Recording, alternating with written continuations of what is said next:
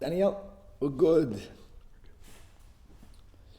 With the help of Hashem, we are learning Brachas Daf Nun Gimel. We are learning the sugya of the fire that we make a bracha over on Motzoi Shabbos.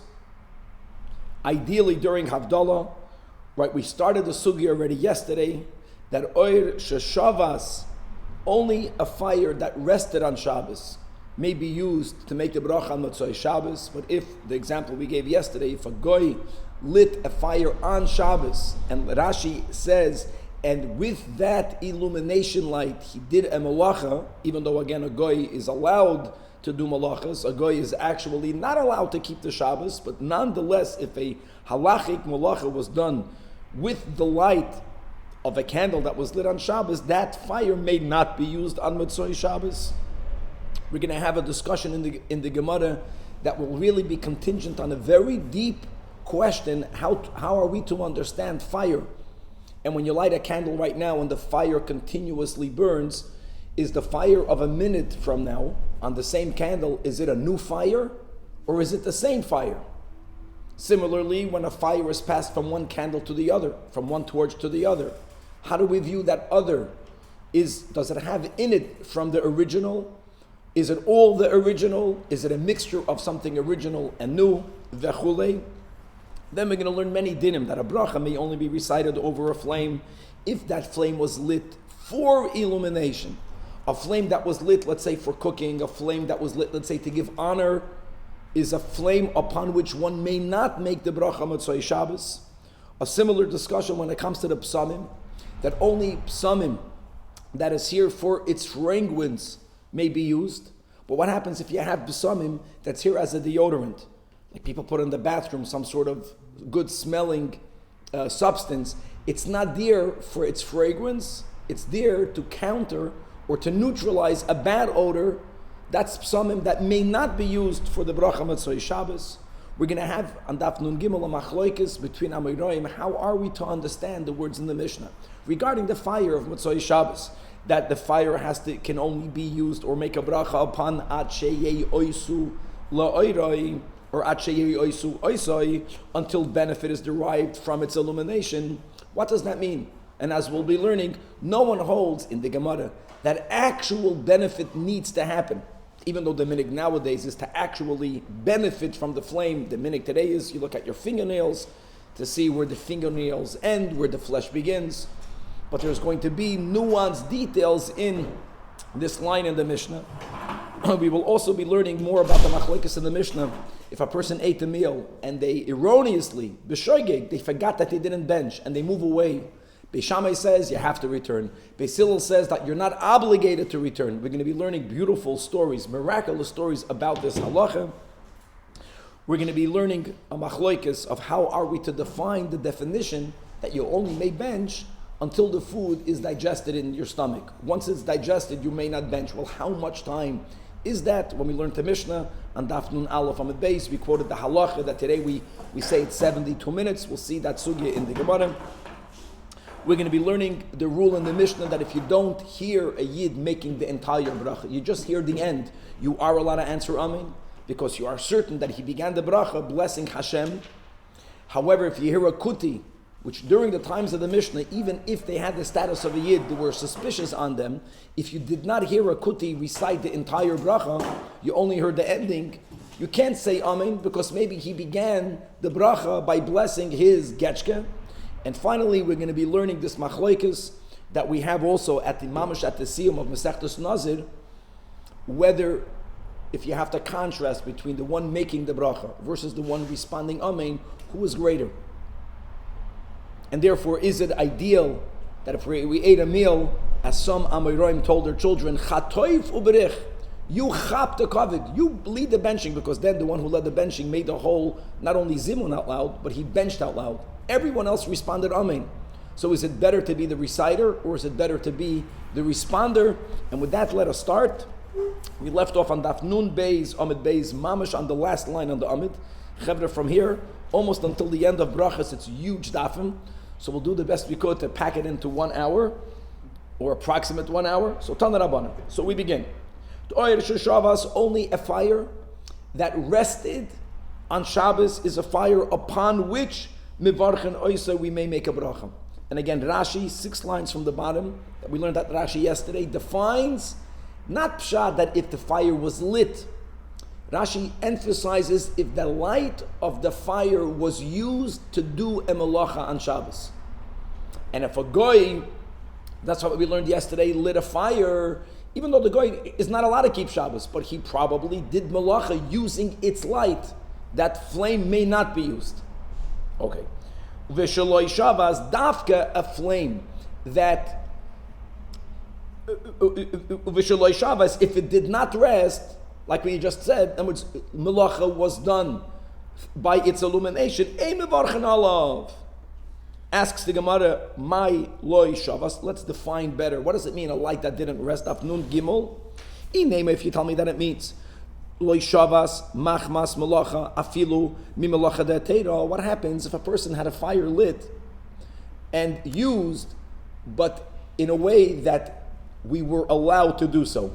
For example, Vatanya, oire shel chaya, a flame that was lit for a woman that's giving birth, and she needed light, and there, being that it's a life and death moment, you're mechuyev to make fire. Or shel chayla, if there's a scenario where someone is ill, where for that person's life, you have to make fire. So it was used. Are you telling me that even that flame may not be used? It says in a brayso, yes, mevarchen olav. And as we learn, there's dechuya, there's chutra, and then there is even more by Shabbos, that breaking Shabbos now is not even an act of chilul Shabbos. Like the Alter Rebbe explains in Tanya, breaking Shabbos b'oifen heted, to save a life, is part of next week's kiyum Shabbos. So that's like okay. In order to keep next Shabbos, you have to be alive. So mutav sheichal Shabbos achas kadei sheyishmeru Shabbos is harbe. In other words, the act now is part of next week's kiyum Shabbos, and that's like okay. Amar Rav Nachman by Yitzchak, my Shabbos. Sheshavas, machmas, meleches, aveda. That's the definition. It was if there was a fire lit and someone sinfully used that light on Shabbos to do a malacha, even a goy, but malacha was done because of the light, the goy would be unable to do that malacha without the light, that flame may not be used for Motzei Shabbos. And indeed, Tanya Namihachi, Ashashis means a glass lantern, Shahoisid Lekes Velechas Kol Yom Koloi, that if it was lit prior to Shabbos, right, and no one did anything with it on Shabbos, is l'matzoi Shabbos takem mevarchim olam. You could use it. Look inside Rashi, 3 lines from the top of the Amid. The Chiddush here is, Lefi, Zok Rashi, Shaloi nevda ba'aveda, because it was lit prior to Shabbos. So here Rashi also speaks about the aveda of lighting fire. So where are we at, Chevra? If a fire was lit on Shabbos, even by a goy can light a fire, but we're not allowed to light a fire. Or if a fire that was even lit from before Shabbos, that light was used on Shabbos for any sin to happen, that flame may not be used Motzei Shabbos. But if you have a fire that was lit from before Shabbos and it burned through Shabbos, but no one used it for an Aveda, that may be used. Right? Just to point out on the side, the Aruch, but these are beautiful sugyas, says that if there was a fire that was lit from before Shabbos, the Aruch writes, on Motzei Shabbos, he writes, put it out and relight. Or use that to light a new candle. In other words, there is an inyan on Motzei Shabbos of creating a new fire. And the reason is, one of the reasons why we make a bracha on the fire, Dafka Motzei Shabbos, is like we mentioned, because even though Adam and Chava's failing was before Shabbos, but the consequences only came into the world Motzei Shabbos, including darkness. It means the first time Adam experienced dark wasn't Friday night, was Motzei Shabbos, and God gave him the chachma to create fire. So as he created fire the first time Motzei Shabbos, we create fire the first time Motzei Shabbos. And by the way, that's not like the Neir bracha we make on Motzei Yom Kippur. On Motzei Yom Kippur, there's an inyan, to the best of our ability, not to create a new fire. The truth is, we take the fire, but we take it from a neshama lichtel. We take it from a light that was lit throughout the whole Yom Kippur. On Motzei Shabbos, we have no such an inyan, because tak on Motzei Shabbos, where we would like to create a new fire. But coming back to our sugya, we're not emphasizing that. Here, the point here is, if a fire was used sinfully on Shabbos, number one, it was lit on Shabbos, Or number two, it was lit before Shabbos, but someone used that light to do a sin, not beheaded, be'isr, that light may not be used. It has to be an oir that rested, Shabbos. Okay, having said that, Tanach Rabbanon,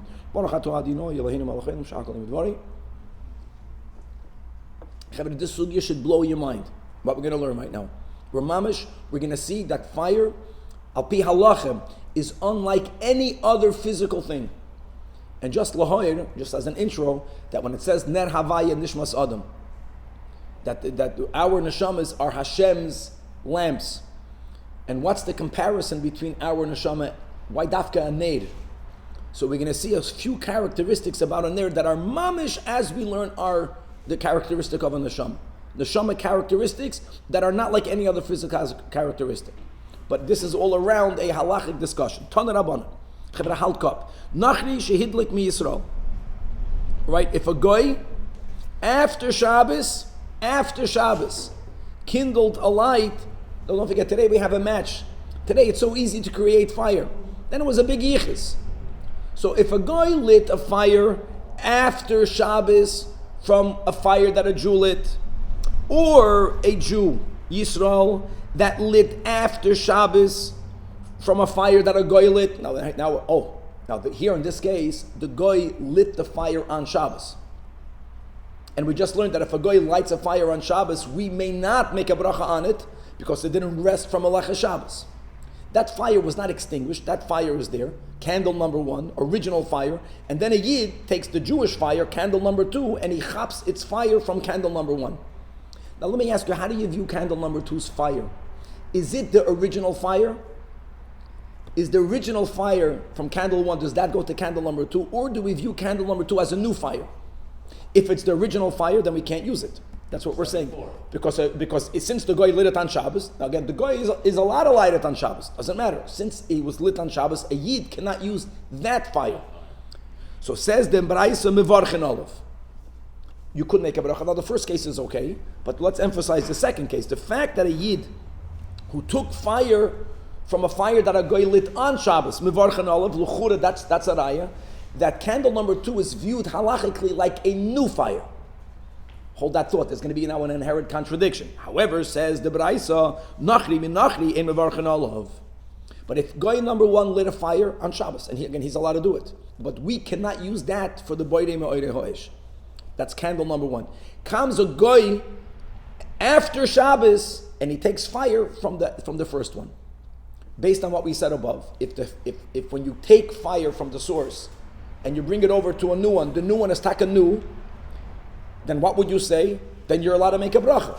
Make no mistake, if a guy begins a fire Motzei Shabbos, of course you can use it.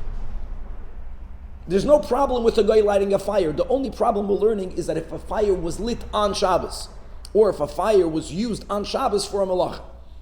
So the fact that we say Nachri Menachim Ein Mevarchem Olav, what does that indicate? That the new fire has in it the original fire. The original fire cannot be used, so neither can you use the new fire. Now these two statements contradict each other. And here the Gemara plays it out.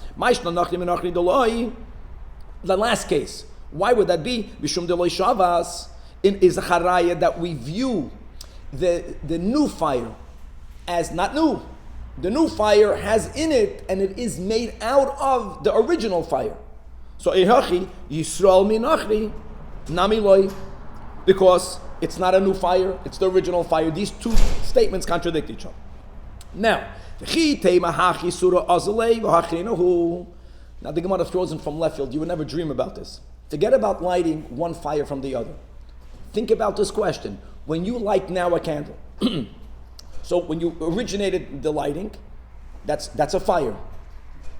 When you go back to the same candle, I don't know what the line is, 5 seconds later, 10 seconds later, but after a short period of time passes, how do we view the fire right now? Is that the fire that you lit? Or is even on the same candle, do we view this fire as a new fire? Now, why would we even think so? Because fire is not tangible. It's ke'ilu, the fire goes back to its source the whole time. It's as if the top of the candle lit. Think about it, you're consuming a wick, or the fire is consuming oil. The old oil was consumed. Now the flame is consuming a new wick or new oil. Maybe it's as if you lit a candle from a candle. So the Gemara says, maybe, let's say, that even if you don't light one candle from another, on the same candle, maybe we should view fire, that when you light a candle, the fire that you find on that candle a few moments later is a new one. Now, by the way, if that would be the case, what will be the kasha? Then I should be allowed, even if the guy lit a fire on Shabbos, like we just mentioned, L'kula alma, if a guy lit a fire Matzah Shabbos, you could use it. Nothing wrong. You don't need a Jew lighting the fire. You only may not use a fire that was lit on Shabbos, or a fire that was used, its light was used on Shabbos. If you are to view fire itself from the same candle a few moments later like a new fire, then why can't I use a flame that a guy lit on Shabbos? So what? And that flame went away. What you're looking right now is, every couple of seconds, this fire lights the next piece of the wick, and that's a new fire. If you're going to view it that way, and therefore, so now this new fire comes to being in the hands of a Yid, and this will also explain why a Yid can light a fire from the goy. True, the original fire gets passed over just for a moment, but then there's a new fire. Elo hadatanya. What a question on it. Now I'll say this by heart. Shabbos, next Masechta, the first melacha that the Mishnah begins in the beginning is Hoitzah. Even though it's not the first on Daf Ayin Gimel when the Mishnah goes through all the Lamates melachas, but the definition of carrying on Shabbos, aside of defining better the domains, is carrying it from one halachic domain to another. Dafke by two actions. Akira, that means you have to uproot it in one domain and you have to put it down in another domain. Another rule, Bechlal by Shabbos, almost all, or if not all, of Isurei Shabbos, almost all Isurei Shabbos have to do with a minimum shiur in order for you to be punished.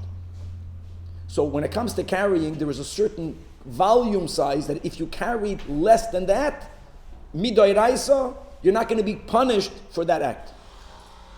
What happens if a person has a little shard, that's the example the Mishnah gives, that's filled with oil, and it's a light. Now the cheres, the wick, is smaller than the shiur smaller than the punishable shiur of carrying. Even the tongues or the keli that you're grabbing onto it is also smaller than the shiur. You know what comprises the minimum amount? The flame. So what happens if you carry the flame on Shabbos? The Mishnah says you're chayiv.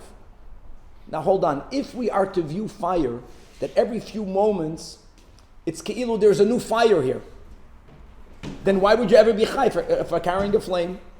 We should say that the flame upon which you made the akira is not the same flame upon which you made the hanacha.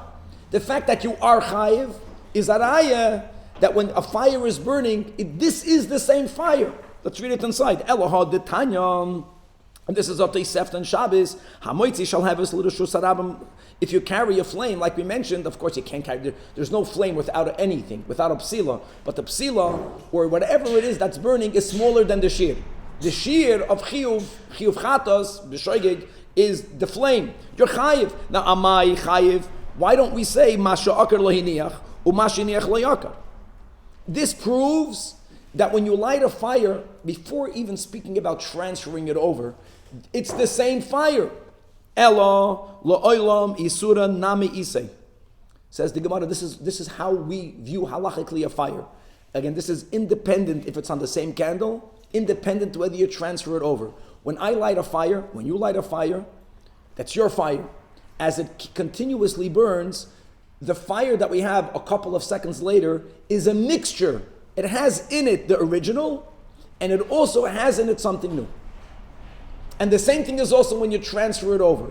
Say you have the original in the new candle, in candle number 2, you also have a new. So therefore, let's think about the question by the Tosefta. Why am I chayiv achatos? Because even though there is also some new fire, but you also have some of the original fire. But when it comes to making a bracha, you can argue that you're making a bracha only on the new flame. So that's why if a Yid lights a candle, Motzoi Shabbos, from the candle that the guy lit on Shabbos, even though some of the fire is in there, but some of the fire is no. Second wide line. 1 second. And when you're making the bracha, even though there is also some of the fire is the original fire, but some of it is new, you're making the bracha only atoy sefta dehetero kamevarech. So this explains why if a Yid after Shabbos lit a fire from the goy's candle that the goy lit on Shabbos or used on Shabbos, I'm allowed to make a bracha because I'm making the bracha only on the new fire, on the new illumination. So if a goy lit from a goy, it should be good. And Danny, the truth be told, the Gemara can ask, and that's the way we're going to learn, why can't I use the candle from the goy without passing it over? If a goy lit a fire on Shabbos, that original fire may not be used, but as it burns down, the same candle, there is also something new in there. Why can't I make a bracha on the new? So the Gemara says, theoretically you would have been allowed, but there's a gezeira. There is one scenario that would not work. If a guy lit a fire the last moment of Shabbos, and you would then, Motzoi Shabbos, a moment later, make the birchas haner on that, then you would be making a bracha on a ner shaloi Shabbos. So not only do they do the normal gezeira, we say never make a bracha on a fire that a guy lit on Shabbos, even if the guy lit it 10 minutes ago, even if the guy lit it 20 hours ago. Gezeira, maybe in this scenario, they went even further. They said that if it's a guy from a guy, you might confuse it by using the same candle from the same guy. And the same candle from the same guy, don't forget, is only asir, theoretically, if you are making a bracha on a fire that was lit a moment ago. But what's the maskana? That when you light a candle, whether you're speaking about the same candle, whether you're speaking about one candle that was lit from a prior candle, we view the flame right now as a mixture. It has in it some of the original, and it has in it something new. And this is mamish, the whole sugya of Gilgul Neshamas. Al-Pitoira, Rab Sadia Gaon, who wrote a whole sefer, that we should not think about Gilgulim the way the Goyim think. And they think about a neshama like a thing, and it goes from one person into the other. We don't believe in that. Because even if, of course we believe in Gilgul Neshamas, but it's mamish like this concept, that if our neshama was here, and our neshamas were here in a prior life, it's not that entire neshama comes back. The parts of the neshama that did not finish their mission, that is like the original flame. And it metamorphoses into our neshama. But our neshama also has something new in it.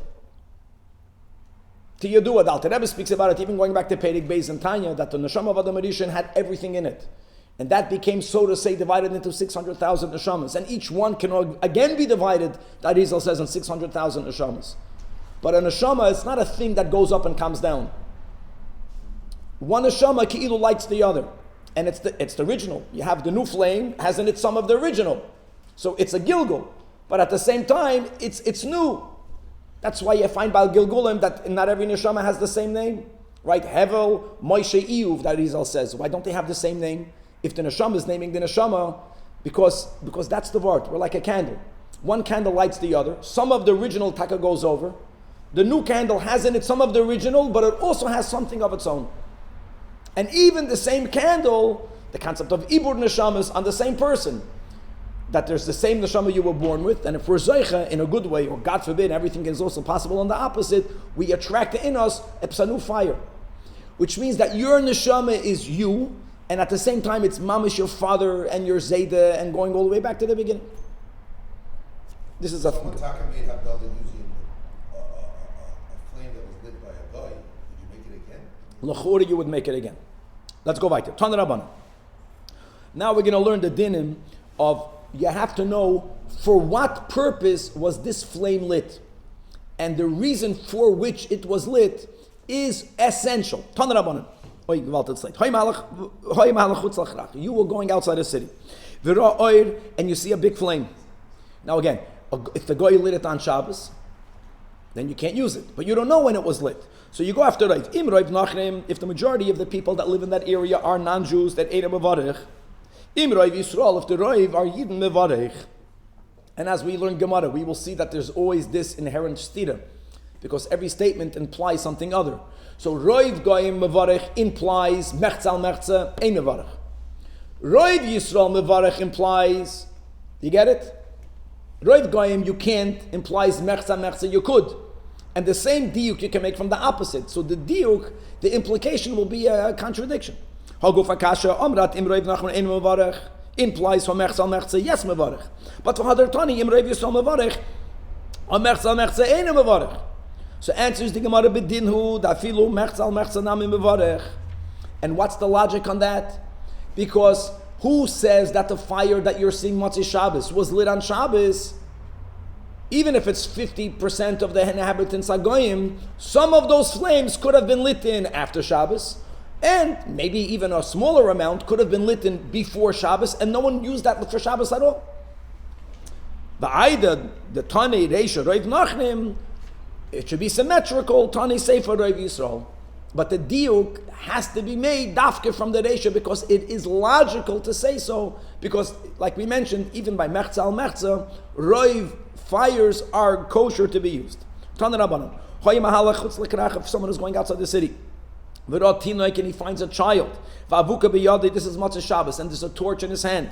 So you have to simply find out whether this child is Jewish or not. This can take you a second. Speak to him a word in Yiddish. See if he responds. Im Yisrael mevarech. Why mevarech? Because we assume, even though he's a child, the child is not mechuyev to keep Shabbos, but we assume this flame was lit after Shabbos. If the child is a nachri, ein mevarech. End of Baraisa. Asks the Gemara, my yiri yatinoik. Why is it by yatinoik? Why don't we say the same thing with an adult? If you see an adult carrying a torch, im Yisrael mevarech, im nachri ein mevarech, says the Gemara Amar B'Gud Amarav. That hache we're speaking about the samach l'shkiyas achamaskinan. Samach l'shkiya, my friend, means right after Shabbos. And there's a rule. When you see a Yid, right after Shabbos, when you see a person, right after Shabbos holding a torch, he's a goy. Because a Yid waits a few moments after Shabbos before he begins to do malach. And this is especially true, not nowadays that every Chaim Yankel has a watch. They had no watches. So people, you have to be careful. So even, how do you see the 3 medium-sized stars? Go deal with that. The very fact that someone is doing malach right after Shabbos means he's not Yiddish. Gadol, muchachamilsa, devali nachriyo. But a child, no. Even a child, first of all, a child is not mechuyev to keep Shabbos. A child is not, he doesn't know, he knows when it's dark. So it's shayich that he's a Yid. Tinuk, emo Yisraelu, and ikri, it happened that no one was able to stop him. And he also, Lavdav, we're saying that if it's a Yiddish child, you can use it because he didn't light it on Shabbos. He lit it after Shabbos. V'nakit. Tan Rabbanan. If a person is going Motzoi Shabbos outside a city, and he sees a big fire. And here we begin the sugya. You need to know what that fire was lit for. Now when it comes to fire, it could have been lit to cook food. Then you cannot use that fire for the neir. It could have been lit to honor someone. Cannot use it. It had to be lit for illumination. So you see a fire. So if it's a thick fire, kipi, kivshan, like the fire that's in the mouth of a furnace, then this type of fire, be certain, was lit for illumination. But if it's not such a big fire, then you don't know what it was lit for. Therefore, Tani Chada, Gemara continues the one, but I say we learned Urshal Kivshan that the fire that's in a furnace you could make a bracha on. It says in another Braisa that the fire in a furnace you may not make a bracha on. It explains the Gemara like Hashem, batchila. Batchila means that any fire that's lit in the beginning of the example here we give is that they used to burn up certain materials into lime. So if it was in the beginning of that process, this is not to cook food, but this is to make lime. It was lit to produce lime, then you may not use it for a bracha. But even when a furnace is being used to produce lime, when the lime is almost ready, the minig then was they would add a lot of fire to the kitchen. First of all, to finish the work, but also for people already to have light to start removing it from the oven. So it was also lit for illumination. That's what Rashi says, L'basoif, you may use it.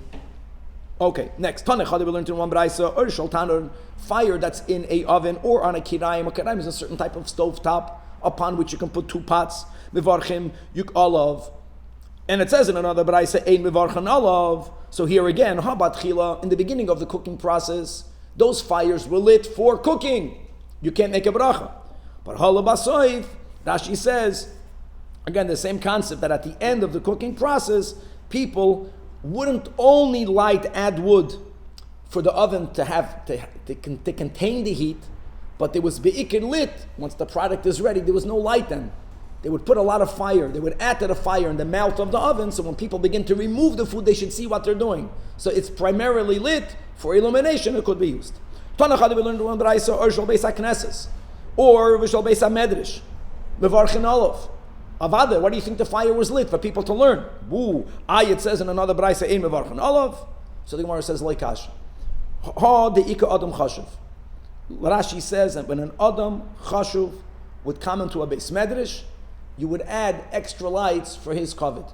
When I was in the yeshiva here in 1982, when they just finished the new Eid al-Chanan, Chabad, there was, the chandeliers. Rabbi Kunan used to put on the lights only when Apsa Gvir came into the Beis Medrash. And if not, chaval, we lived on the fluorescent. So in other words, if there's an Adam Chashuv, then you have to say, no, the light was lit for the Adam Chashuv. Let the guy who learns, let him squint his eyes. I don't know what the kavanah is. Therefore you cannot use it. No, it's light that was lit for illumination. If there's no Adam Chashuv, then it was lit for people to learn better. Oh, Iba Yisema. You can say, Mastama, that's how it worked. Everyone had a little candle nebuch on their table.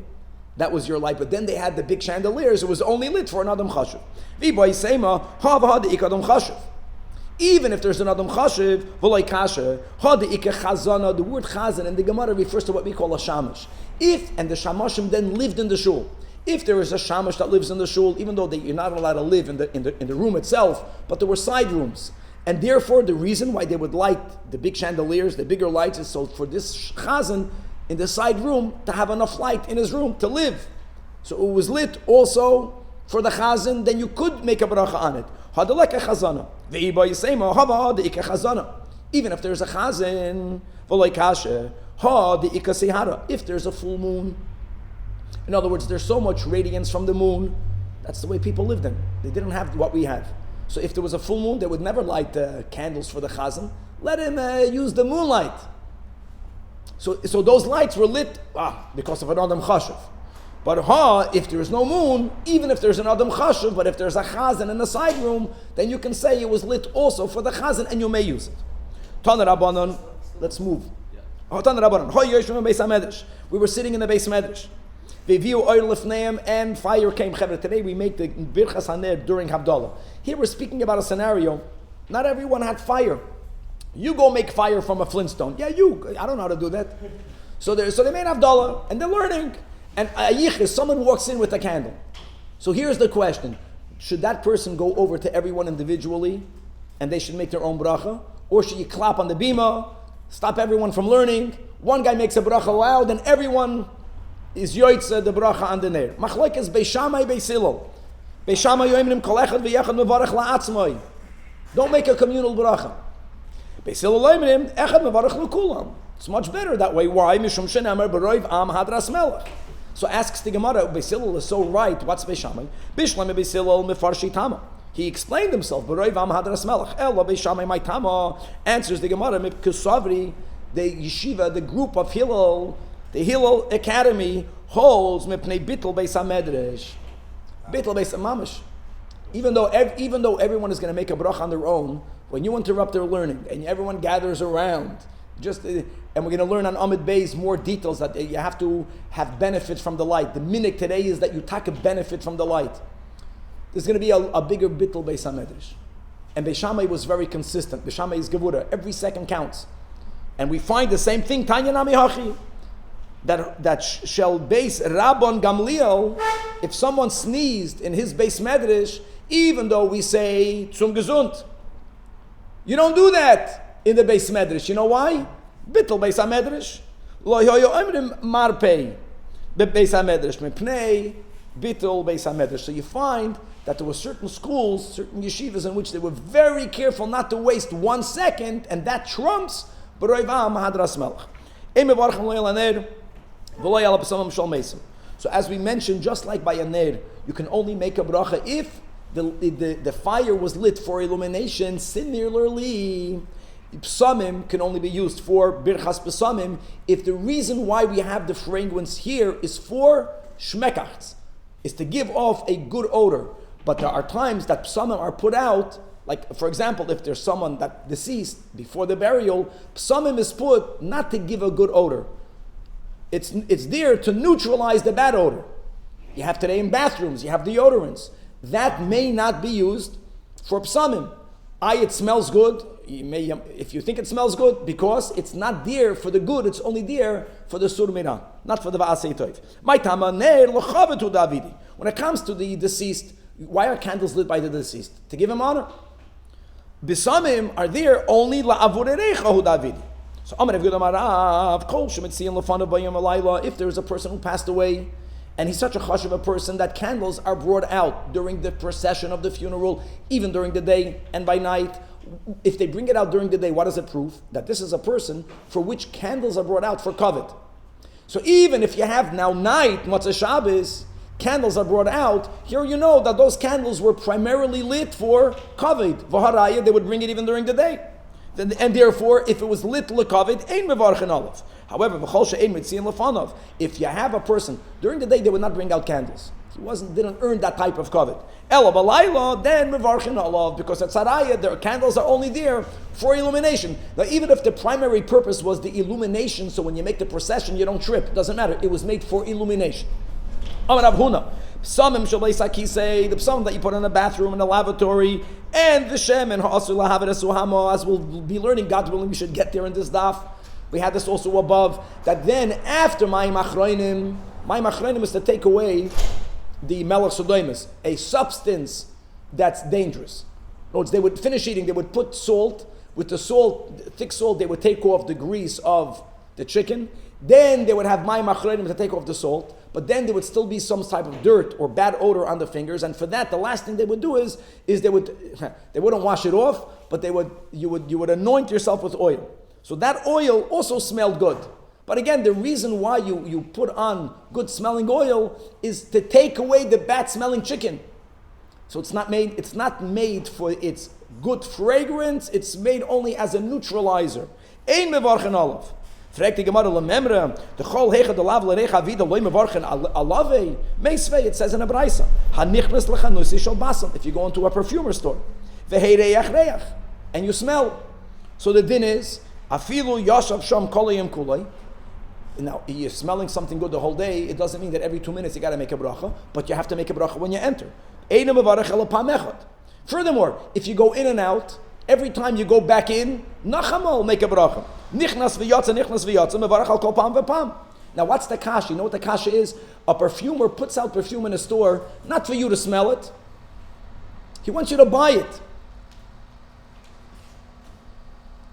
He doesn't want... How do you view that? Does he put it out for you to smell it, or does he put it out for you to buy it? Elamah, the only way he's going to get you to buy it is first by you selling it. So in the words of the Alter Rebbe, The only way he's going to get you to the only way he's going to buy it is by you smelling it. Right? Tanya Perik Chav Gimel. Right? The concept of Pnimiyas Harotzin, Chitzonius Harotzin. So it has to be lit for, does it have to be the Pnimiyas Harotzin, or does it suffice to be the Chitzonius Harotzin? That's the back and forth. So the Kavamina is, it has to be your inner will. The inner will is not for you to smell it. He doesn't want you to smell it, he wants you to buy it. Answers the Gemara that Chitzonius Harotzin is also called Rotz. Yeah, Shkoyach, of course he wants you to buy it, but he wants you to smell it in order to buy it. In L'reich Nami Hu Davida. Ki Heicha de Nirchu Inshi, he wants people to smell it, and therefore V'nesu they'll come, V'nizbun Minei, and they'll buy it. So a secondary rotzin is called a rotzin. If you're going outside the city, and you shmek, it's a good smell. If the majority of people there are goyim, so therefore you presume that the smell came from a gathering of goyim. Why not? Because, like we learned yesterday, that then in the times of Chazal, roiv misibos of goyim was also in honor of a avodah zarah. And a reyach that was there for fragrance, but for the honor of an idol, may never be used. We can't have any hana from it. Even Rav Yisrael, this is a shocking statement. Why? Because some Jewish women offer incense for kishuv. Now, Therefore, we're worried that this. and therefore, even if it came from a yid, it's connected to idol worship, as you have in Parshas Kedoshim. Rashi says l'shedim, and this has to do with yinikas hachitzonim, for which women are more susceptible to than to men, which is why women, when they're married, have to cover their hair, and this is l'chayda connected to this whole concept. Okay, dafka to sa'aros, to shedim, which are called seirim, the hairy ones, and here by a woman, from there can be as a yinika. In any event, you have such a phenomenon. Is this by Roiv? No. The Gemara says no. Even if it's Roiv Yisrael, some of them, a small amount, somehow do something connected also to fragrance. It's amazing. Which has to do, in other words, when you put on a fragrance for good smell, who are you trying to attract?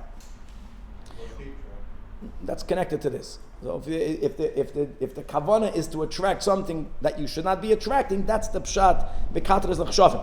Umeyuta, but some of them also nami legamer esakelim. This is important. If you lit incense, but the kavanah was not for the smell of the incense, but they used to light incense under clothing after they finished cleaning it for that shmekach to go into the clothing. Here we say, you don't want to lose the fragrance that you're smelling. There isn't even a ratzon chitzoni. You don't want that to get lost. You're not smelling the garments. You're smelling that which was lost, that you can make a bracha over. So you have miyut l'chshafim, miyut l'gamer asakelim. So even according to the Tana Rabbi Yosi, you may not make a bracha.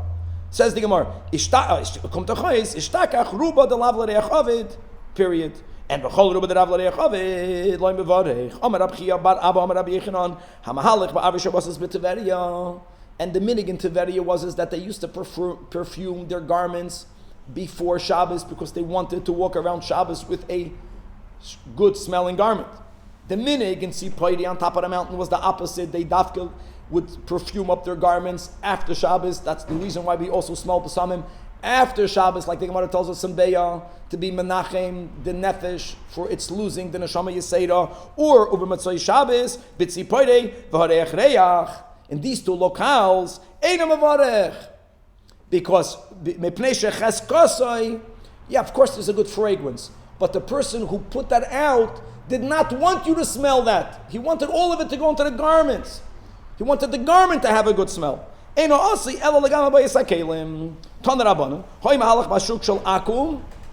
what happens if there is a perfume that was lit for Avodah Zarah? Or Beloshin HaChazal here, Mekatris Likshafim. That's Zichar Shayach today. And therefore, if it was put out there for an intent that's unholy, one should not derive benefit from it. So you may not make a bracha Motzei Shabbos. But what happens if you're walking down the street? What, should you close your nose? No, you don't have to. You may not have intent to derive benefit. So that's the word. Nisratze lehareyach. Or lahoriach, if you wanted willingly, wow, I want to smell, then you're sinning. Meaning that if there's no desire to derive benefit, then you're not benefiting from something that's unholy. Daf Nun Gimel. Not because it might be Avodah Zarah, right? Not because of like trade food or something. I would say again, not trade food. I think the concept of mekatrish l'chshafim, you have to know what that means. L'chayra, that we have today. You don't have Avodah Zarah today. I would say l'chayra that the whole concept of nikas hachetzonim, that if a person, man or a woman, if they put on shmekach, for a Talmud Chacham cannot go out at night because some people, if they're homosexual, they will put on perfume to attract another man. If it was put to attract something unholy, something that God does not permit, which therefore means unholy, then that's something from which we may not derive benefit. Weiter. Words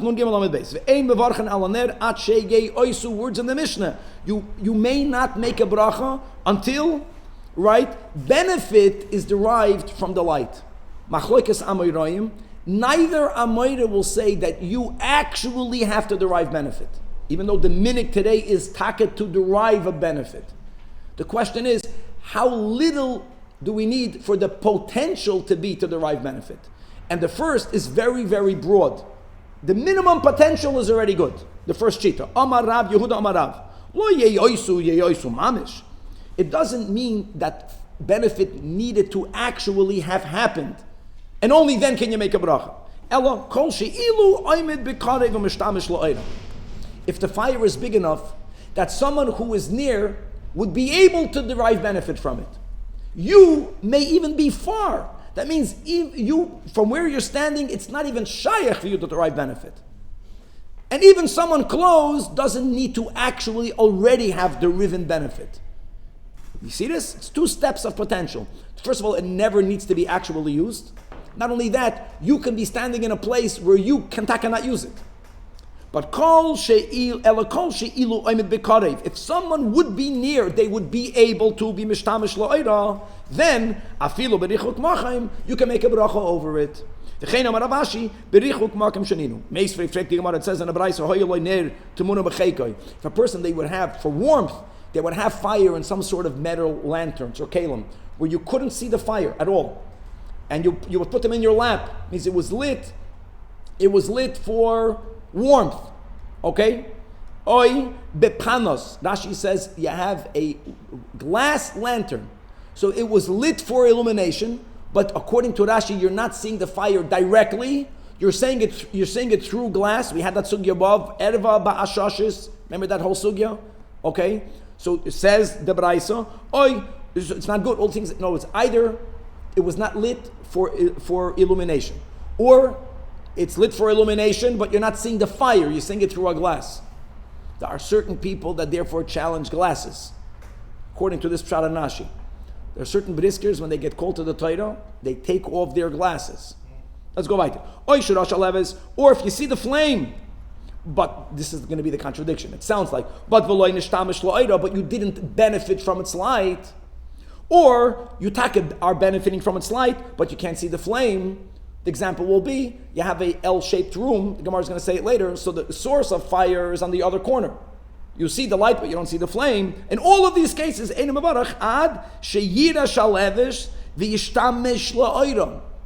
says the Gemara, like we just explained, the kaima is obvious. Right? The source is around the corner. If there is a flame, but you did not derive benefit. What does that mean? Does that not mean that you're far away, and therefore you cannot benefit from it? And therefore the Brayso is saying you may not make a bracha? Kasha an Rav Yehuda Marav answers the Gemara Loi. Da'am yava azla. If you have a shalhevis that is progressively becoming smaller, it's on the way of dying, that means that even if someone would be near, there's so little light that even potentially no one can use it near. Only then can you not make a bracha. But if the fire is still fire, and if you would be near, you would be able to use it, then even if you're not near, you still can make a bracha. Tana Rabbanan. Gecholam loy chashois, here you have in the Gemara. Versus gecholam oimemes. Gecholam loy chashois, whispering, coals, whispering means that even though there's no brennendik fire, but there's fire, there's a glow. In Pashut, when coals are whispering, it's like, that's Bevarchan Aleim. There's still enough light there. But once they are already oimemes, what does oimemes? Oimemes means they're dimming. Right, that's the whole sugya in Chassidus. Ein melach b'loy am. So sometimes am is meloshin imoy, bekiruv. And many other times we have in Chassidus, right, Shariach Adamuna Perek Zayin, oim miloshin oimemus. That fakert, God can only be a king on those who are distant from him, which is why God created the world. Because the malachim and the neshamas in Gan Eden are too close to Hashem for them to be called am. Am means distant. It's getting dimmed. Now, how do you define loy chashois that there is enough light? If in the coals you would throw a splinter and right away they would chop fire, that means that the fire is so strong, we still consider it light from which you can potentially benefit. Less than that is not good. How do you spell oimimus? Metan aleph from metan ayin, oimimus oimimus. Tashema, Adam Rab Chizda, Bar Abdimi, it says in Yecheskel, he is speaking about the Assyrian kingdom, and he was speaking about their greatness, that Arazim, loy amamuhu bigan Elokim, that even the cedars in Gan Eden which are so beautiful, cannot dim, they don't overshadow the greatness of that kingdom. But the point is that Amamuhu is written mit a ayin. Okay, so Atkan Shitas Rav Yehuda Amar Rav, that you don't even need to be standing near. Rava Amar, even though Rava agrees to the premise that you don't mamish have to derive benefit, but you have to potentially be able to derive benefit, which means you have to be near. Ye'oisu mamish. It's amazing how mamish doesn't mean mamish. Benefit means that you are able to derive benefit. Vikama. Okay, let's define what's the pshat of benefit. So here we have a machlokes. Amarula kadeshi yakir ben isur lepudyon. My friends, a pudyon is 2 isurim. So there are coins that are similar, but not that similar. When it's dark, you cannot see. If you touch, I'm not talking about without touching. If there's enough light that you, from where you're standing, with that light, you can differentiate between the pudyon coin and the isur coin, that's good enough. Chizkiah says, I need more light. I need more light because the pudyon and the isur, at the end of the day, if a pudyon is worth 2 isurim, is the charaya was basically double the size. So he says, Kadesh Yakir, bein a weight called a meluzma, bein meluzma shal tiveria, le meluzma shal tzipoiri. And being that these 2 weights were even more similar, which means there has to be more light. Now look at these stories. Rav Yehuda, mevarech ad debei ada dayala. Not everyone had light in their homes. So when he made Avdallah, he looked outside the window and he saw his neighbor, the house of Ada Dayala, there was fire. And he made the boire me'oire on that fire, says Rashi is Araya. Rabbi Yehuda is following his own opinion. What did Rabbi Yehuda say? You can even be far away. In Ada Dayala's house, the fire there was good for them to derive benefit. Good enough for you. Rava no. Rava mevarech adebei guria bar chama, Rashi says, that was very near. No, he held l'shitasa, you have to be near the fire. His house was so near, the fire there was so large that he was already able to make use of it. Abaye mevarech, Abaye made a bracha adebei bar avua.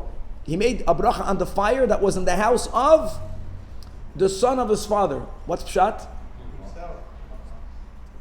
L'chayret means he held you have to mamish be there. He made it on his own fire. Mikan, that's the whole sugya that we taka derive benefit. And there's no time, but all the many reasons.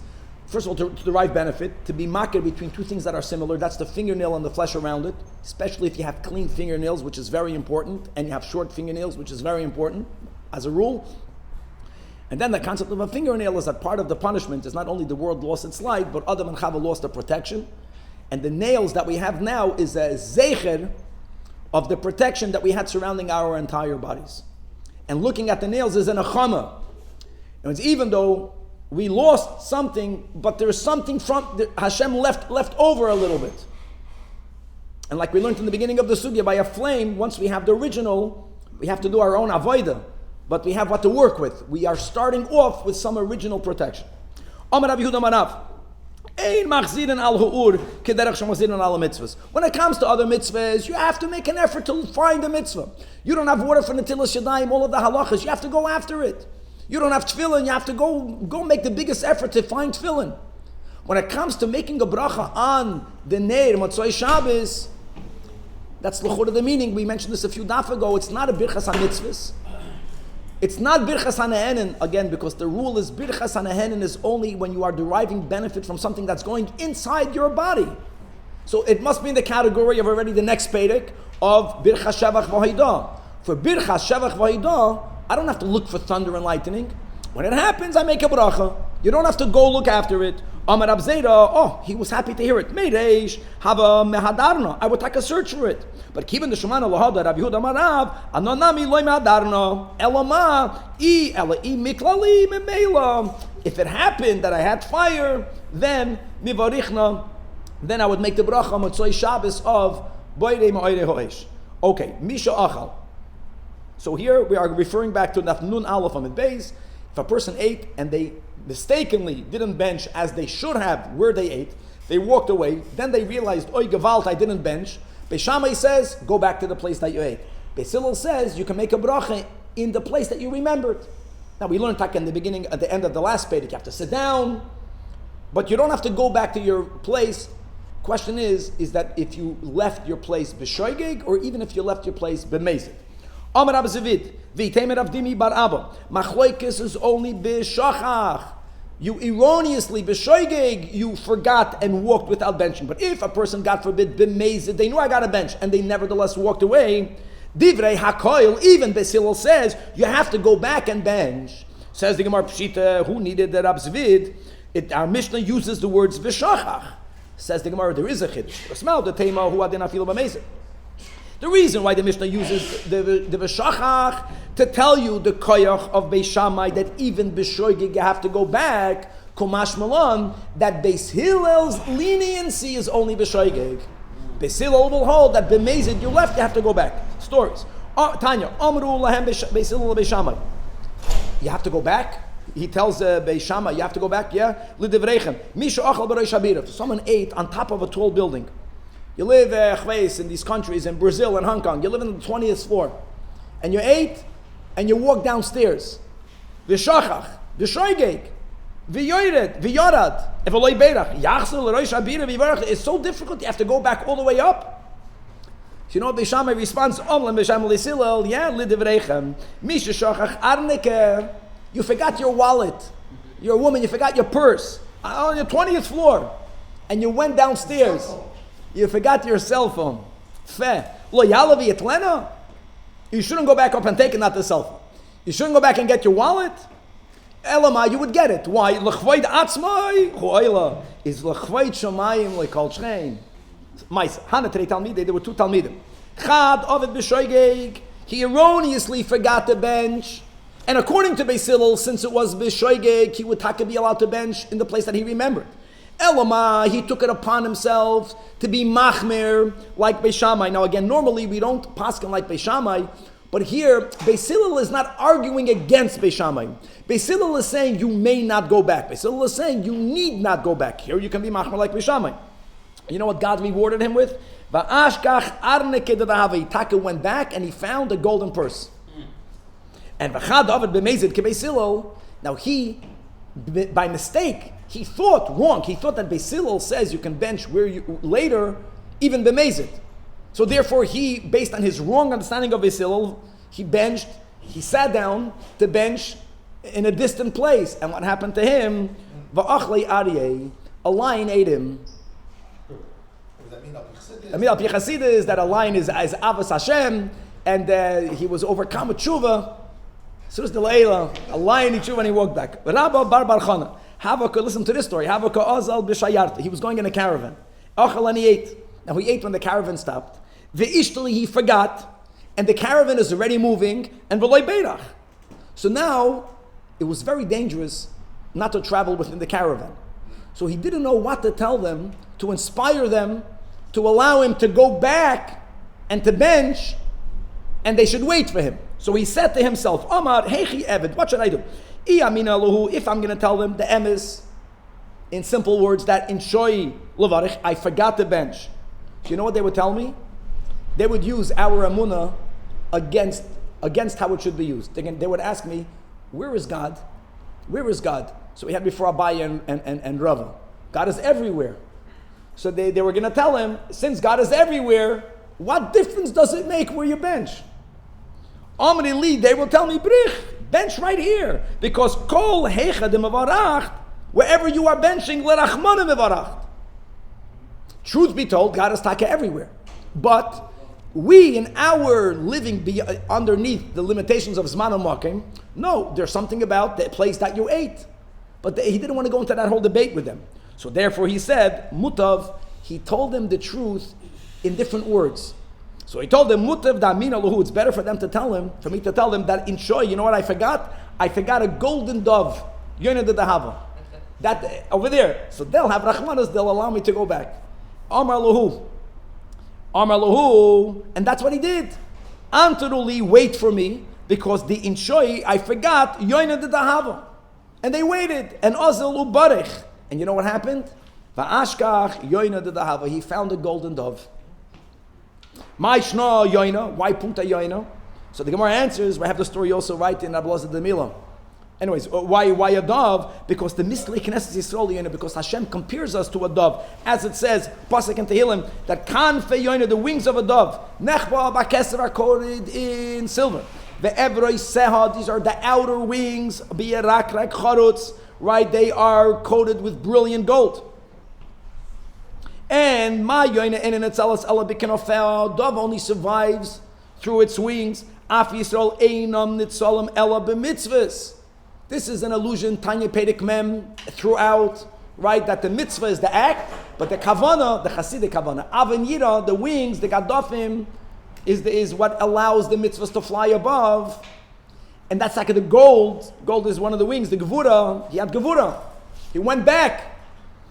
Gaval. Ad Eimosai.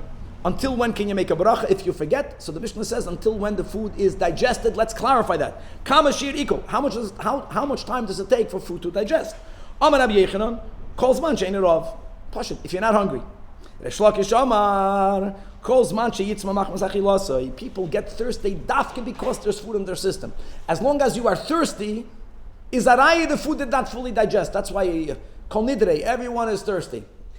You drink a gallon of water because you ate too much food and your body needs more water to digest. Omar Rav Yemar bar Shelemya lamar zutra va'omri la Rav Yemar bar Shivzi to mar zutra umi Omar Reish Lakish hachi. That's the indication when you're thirsty. V'ha Rav Ami Omar Reish Lakish kamashir ikol kedei lahalach arba milim. It's the time that it takes you to walk 4 milim. That's the machlekes throughout. Is hiluch mil 18 minutes? Like we do for candle lighting. Then what will be arba milim? 72 minutes. That's the way we paskin. But there are other shiurim. The maximum shiur of a meal is 24 minutes. 24 times 4 is 96. However you apply this.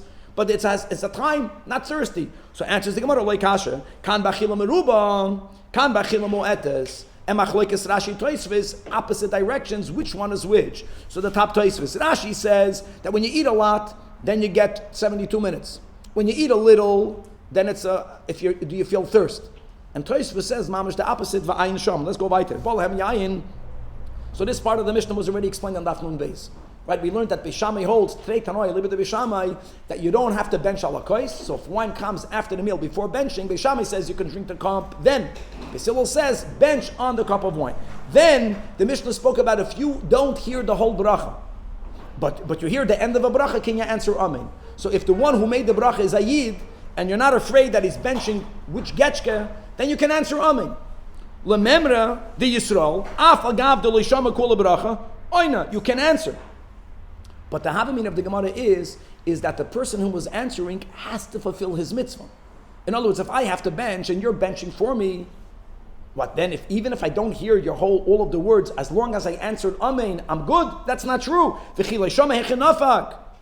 Amar Rab Chia Barav, the Mishnah speaking about a case, I don't have to be yoytz in the benching. The question is simply whether I'm allowed to answer amin or not, and if a yid is the one who's the mevarech, then I am allowed to be the oinem.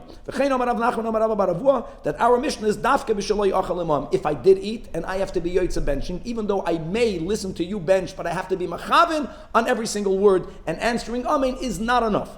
Amar le Rav to his son Chia, when you have a meal. And again, in the times of Chazal, the one who benched, the one who made the Birchas HaZimun was the only one who said Birchas HaMazon, and everyone listened and answered Amen. Question is, what's greater, to bench or to answer Amen? So he told his son, B'ri Maizun, Chatoif Ubarich, Chap the Kavod. It's better to bench. So even if they didn't tell you to do it, grab and bench. V'chein Amar Rav Huna to his son, Rabba le Rabba Berei, Chatoif Ubrich. Asks the Gemara, this is the siyum of Nazir. Remember the mevarech adif mimanda ani amen. Based on the premise, even though you weren't asked, grab it, grab a mitzvah. Yeah, maybe amen is greater. V'hatanya Rabbi Yosi Omer gadol ha'oina amen yoser min ha'mevarech. When we learned the Messiah, we made the siyum on Nazir. We gave up Saza insight. I just want to say that the Rebbe on Yud Aleph Nisan Tafshin Chav Beis said a maimer on this Chazal. First of all, what would be the logic? Why would answering amen be better than the mevarach? So I'll pick Kabbalah, just to know that when you make the bracha, you say Havaya, Shem Havaya. Amen it says in Kabbalah is bigematria Havaya Adnai. Yudkei Vavkei and Adnai is bigematria 91. Amen is bigematria 91. So Amen has two shemas. That's al pi Kabbalah. The Rebbe gives a Gavaldik concept connected to we learned before on the Ginikas HaChitzayim, that a bracha begins with the letter Beis, and Amen begins with the letter Aleph. And the reason why there was a challenge whenever there was a new blessing, we don't want that blessing to go to a wrong place. In the words of Hasidus, we don't want for there to be Ginikas HaChitzayim, which is why the bracha has to originate from Beis. Beis is connected to Chachma. Chachma is already within the Sfiras. It brings things down with a limit. And if you're given a blessing limited, you'll be more careful. It shouldn't go to where it should not go. But the ultimate blessing is that it should come from Aleph is Kesed. There should be a bracha, but first you have to begin with a bracha. Once we are already trained to make sure that we guard the blessing, it doesn't go to the wrong places, then God gives us an infinite blessing. And that infinite blessing comes from Amen. So Amen is greater. So Amalei Rab Nohiroi, Hashamayim Keinu, it's a Lashon Shvua. By the heavens, it's true. Teida, Shaharei, this is the mashal, that Gul Yarin are foot soldiers. Yordim Umizgarim B'Muhammad, they begin the war. Al-Pi Chasidus, the war is to make sure there's no Yinikas HaChitzayim. But what happens is, first you send in the simple soldiers, they soften up the enemy, but then you send your best soldiers at the end to win the war. V'giboirim Yordim Umenatzchem. So that's the way the Rebbe explains the comparison. What's the war? The war is that God wants to give us good, but He doesn't want the good to go to where it shouldn't go. So we have a Mochama. And we begin again with bracha. There's a bracha b'medida v'hagbala from inside the hishtalshelus, and then the amen is l'mayla medida v'hagbala. So amen is greater. Answers the Gemara Tanoi hitza machlekes tanim the Tanya echad ha'mevarech ve'echad ha'amen v'mashma. Elo, this brayso says shemimaharim l'mevarech yoyser min ha'ina, that the one who makes the bracha gets a reward before the one that answers amen. So the initiator is greater. It doesn't change the soul beer. In other words, the bracha begins from a place of the ishtalshelus. The amen is even greater. Like, who's taka greater by a war? The first soldiers or the final soldiers? So it's a machlokes tanoim. And these amiroim who told their sons chatoif uberich, they were of the opinion that the mevarech is greater than the amen. I know it's late. We'll have to stop over here to be continued. Guys, like this, I think we should start at least 10 to